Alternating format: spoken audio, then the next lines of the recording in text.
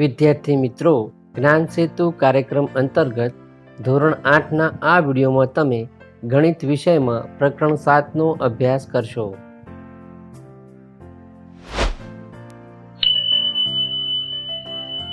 નમસ્કાર વિદ્યાર્થી મિત્રો, પ્રકરણ 7માં આપણે ત્રિકોણની એકરૂપતા એટલે શું અને ત્રિકોણની એકરૂપતાની શરતોનો અભ્યાસ કરીશું. અહીં આપણને બે બિસ્કિટ આપેલા છે. આ બે બિસ્કિટો એક સરખા જેવા દેખાય છે, એક જ જેવા બે દ્વિતીય ભાગ છે. અહીં આપેલ બંને બિસ્કિટ એક જ માપના દેખાય છે. જો એક બિસ્કિટને બીજા બિસ્કિટ પર મૂકવામાં આવે તો તે સંપૂર્ણ ઢાંકી દે છે. આવા એક જ માપના બે બિસ્કિટ એકરૂપ છે તેમ કહેવાય. એકરૂપ વસ્તુઓ એકબીજાની ચોકસાઈ ભરેલી નકલ હોય છે. નકલ એટલે એના જેવી બીજી વસ્તુ. અહીં આપણે બિસ્કિટનું ઉદાહરણ જોયું. આ ઉપરાંત આપણા જીવનમાં ઘણી બધી વસ્તુઓ એકરૂપ જોવા મળે છે. વિદ્યાર્થી મિત્રો, તમે જોયેલ એકરૂપ વસ્તુઓની યાદી તૈયાર કરો. અહીં મેં જે યાદી બનાવી છે તે તમને કહું તો બે 500 રૂપિયાની ચલણી નોટો એક જેવી જ દેખાય. એ રીતે બે સરખી બંગડીઓ, બે રકાબીઓ કે બે ખુરશીઓ, આવી ઘણી બધી વસ્તુઓ આપણા ઘરમાં કે આસપાસ આપણે એકરૂપ હોય તેવી જોઈ શકીએ છીએ. બે વસ્તુઓ એકરૂપ હોવાના સંબંધને એકરૂપતા કહે છે. અહીં બે સમતલીય આકૃતિઓ F1 અને F2 આપેલ છે. આવા આકારને કાપીને ચકાસો કે એક આકાર બીજા આકારને સંપૂર્ણ ઢાંકી દે છે. જો ઢાંકી દે તો બંને એકરૂપ છે તેમ કહેવાય. જો F1 અને F2 એકરૂપ હોય તો સંકેતમાં તેને F1 અને આ એકરૂપતાની નિશાની છે એનો સંકેત છે, અને F2 આ રીતે લખાય, F1 એકરૂપ, F2 લખાય. અહીં આ જે નિશાની છે એ એકરૂપતાનો સંકેત છે. વિદ્યાર્થી મિત્રો, આપણે આપણી આસપાસ ઘણી બધી એકરૂપ હોય તેવી વસ્તુઓ જોઈ. હવે ભૂમિતિમાં પણ કેટલીક બાબતો એકરૂપ હોય છે, જેમ કે રેખાખંડ. રેખાખંડોમાં એકરૂપતા આપણે સમજીએ. અહીં આપણને રેખાખંડ AB અને રેખાખંડ CD આપેલા છે. બંનેની લંબાઈ જોશો તો તમને સમાન જોવા મળશે. એ રીતે રેખાખંડ PQ અને રેખાખંડ RS આપણને આપેલા છે. તેમની લંબાઈ પણ સરખી હોય તેવું લાગી રહ્યું છે. આપણે જોયેલા રેખાખંડ AB અને રેખાખંડ CDની લંબાઈ ચકાસીએ તો શું બે સમાન છે? તો જવાબ આવશે હા, સમાન છે. એ રીતે રેખાખંડ PQ અને રેખાખંડ RSની લંબાઈ સમાન છે? તો હા, સમાન છે એવો જવાબ આવશે. અહીં AB અને CD રેખાખંડોની લંબાઈ સમાન છે. જો બે રેખાખંડોની લંબાઈ સમાન હોય તો તેઓ એકરૂપ છે તેમ કહેવાય. આથી રેખાખંડ AB અને રેખાખંડ CD એકરૂપ છે. વળી જો બે રેખાખંડ એકરૂપ હોય તો તેમની લંબાઈ પણ સમાન હોય છે. જો રેખાખંડ MN અને રેખાખંડ OPની લંબાઈ સરખી હોય તો તેઓ એકરૂપ છે. તેને સંકેતમાં રેખાખંડ MN વચ્ચે આવશે એકરૂપતાનો સંકેત, અને પાછળ લખીશું બીજી રેખાખંડ OP. વંચાશે રેખાખંડ MN એકરૂપ રેખાખંડ OP. સામાન્ય રીતે MN બરાબર OP લખાય. એટલે કે રેખાખંડ MN અને રેખાખંડ OP એકરૂપ હોય તો તેમની લંબાઈ પણ સરખી હોય, એટલે આપણે MN બરાબર OP પણ લખી શકીએ. હવે રેખાખંડોની જેમ ખૂણાઓની એકરૂપતા આપણે જોઈએ. બે રેખાખંડની જેમ જો બે ખૂણાઓના માપ સમાન હોય તો તે એકરૂપ છે તેમ કહેવાય. અહીં આપણને ખૂણો ABC અને ખૂણો PQR આપણને આપેલ છે. અહીં ખૂણો ABC અને ખૂણા PQRના માપ સમાન છે. આથી તેઓ એકરૂપ છે. તેને સંકેતમાં ખૂણો ABC, એકરૂપતાની વચ્ચે નિશાની અને પાછળ બીજા ખૂણાનું નામ ખૂણો PQR વડે આપણે દર્શાવી શકીએ. અથવા માપ ખૂણો ABC બરાબર માપ ખૂણો PQR પણ લખી શકાય. બંને ખૂણાઓ એકરૂપ હોય તો બંને ખૂણાના માપ પણ સરખા હોય, એટલે આપણે સંકેતમાં આ રીતે પણ લખી શકીએ. હવે આપણે ત્રિકોણની એકરૂપતા સમજીએ. જો બે ત્રિકોણ એકબીજાની નકલ હોય અને જ્યારે એક પર બીજો મૂકવામાં આવે ત્યારે પરસ્પર પૂરેપૂરા આવરી લે તો તેઓ એકરૂપ છે તેમ કહેવાય. અહીં આપણને ત્રિકોણ ABC અને ત્રિકોણ PQR આપેલો છે. અહીં ત્રિકોણ ABC અને ત્રિકોણ PQRના માપ અને આકાર આપણને સમાન દેખાય છે, તેથી તે એકરૂપ છે. સંકેતમાં તેને લખીએ તો ત્રિકોણ ABC વચ્ચે એકરૂપતાની નિશાની અને પાછળ બીજા ત્રિકોણનું નામ ત્રિકોણ PQR વંચાય ત્રિકોણ ABC એકરૂપ ત્રિકોણ PQR. દર વખતે એક ત્રિકોણને બીજા ત્રિકોણ પર મૂકવો અને ચકાસણી કરવી એ સમય માગી લે, અને દર વખતે નકલ કરવી પણ શક્ય નથી. આથી તેની ચકાસણી કરવા માટે ચોક્કસ શરત હોવી જોઈએ તો આપણને સરળતા રહે. આથી જો બે ત્રિકોણ એકરૂપ હોય તો તેના સંગત ભાગો પણ સમાન હોય છે. તેથી ત્રિકોણ એબીસી એકરૂપ ત્રિકોણ પીક્યુઆર જો હોય તો સંગત શિરોબિંદુઓ થશે એની સાથે પી, એ અને પી, બીની સંગત આવશે ક્યુ, સીને સંગત આવશે આર.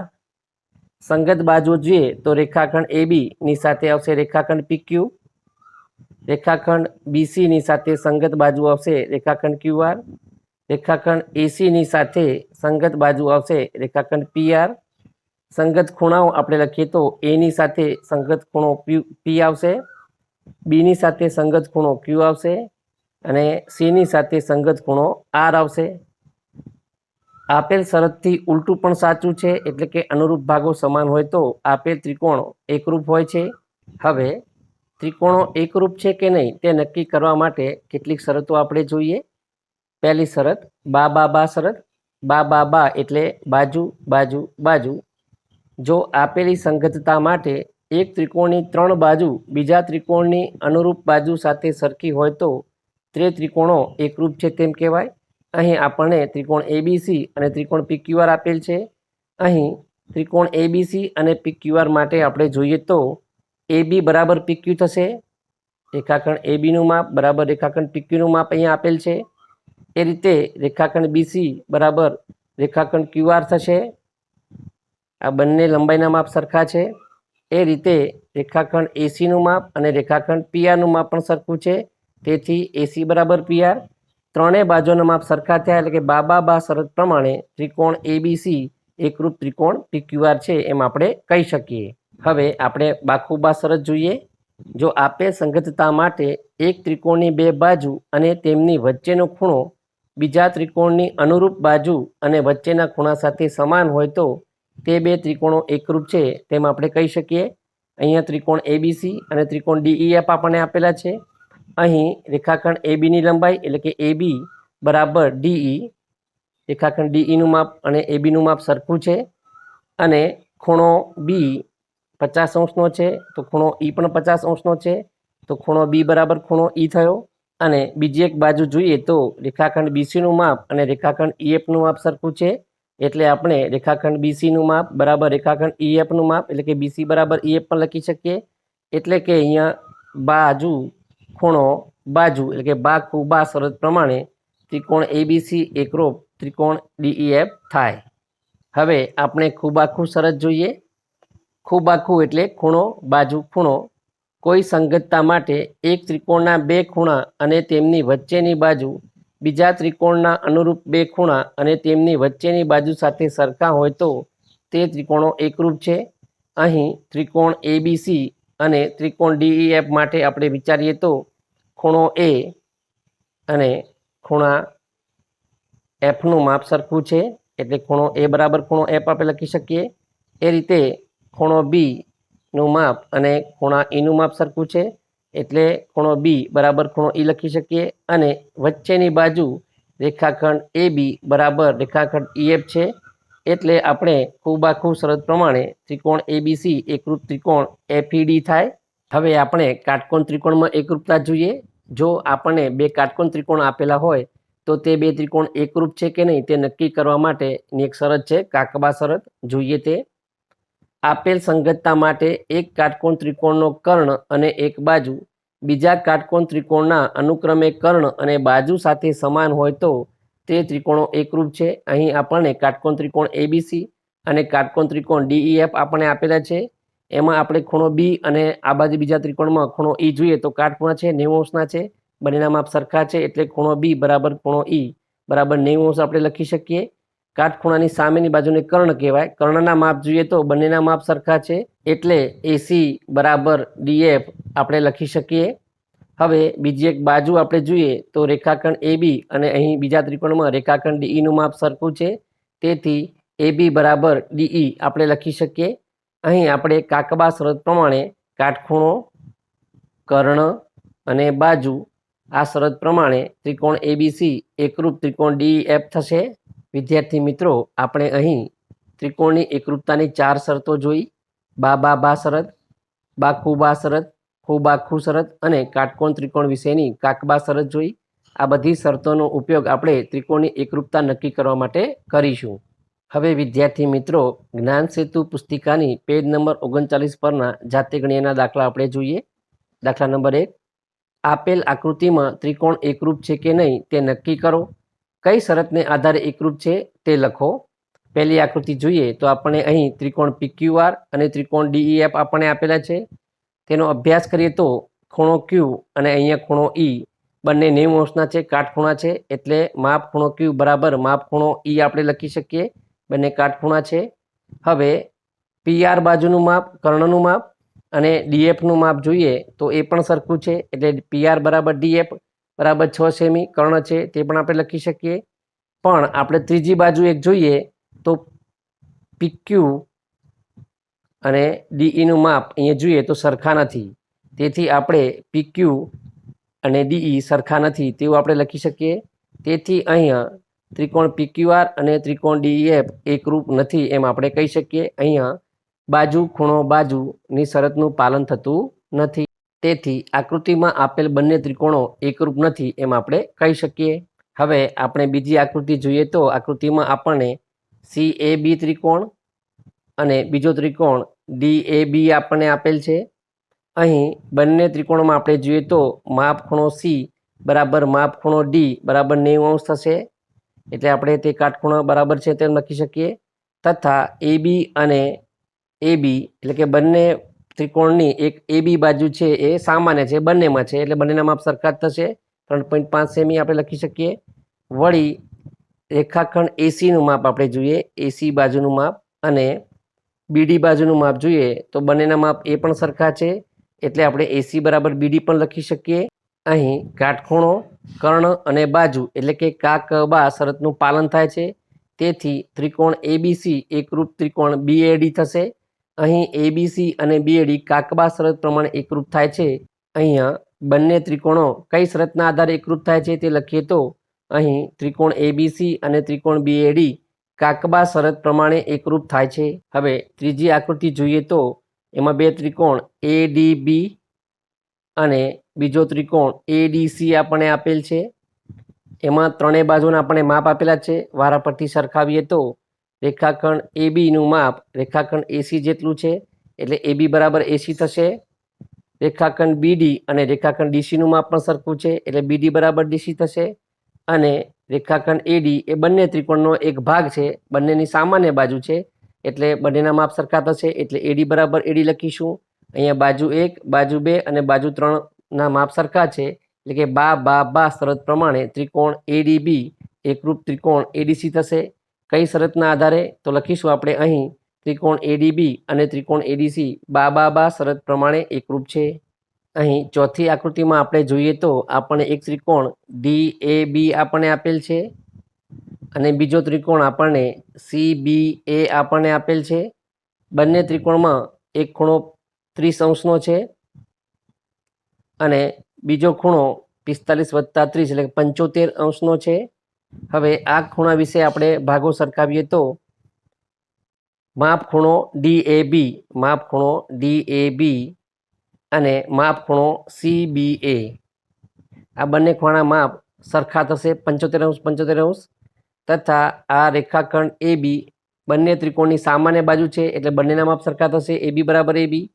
વળી માપ ખૂણો CAB અને માપ ખૂણો DBA બંનેના 30 અંશ માપ છે, એટલે માપ ખૂણો CAB બરાબર માપ ખૂણો DBA થશે.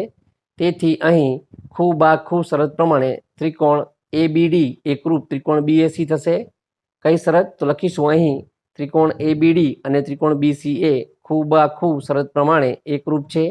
હવે દાખલા નંબર 2 જોઈએ આપણે. ચોરસ ખાનાવાળા કાગળ પર સમાન ક્ષેત્રફળવાળા બે એવા ત્રિકોણ દોરો કે એક નંબર જે ત્રિકોણો એકરૂપ હોય અને બીજું આપણે જે ત્રિકોણો એકરૂપ નથી એવા દોરવાના છે.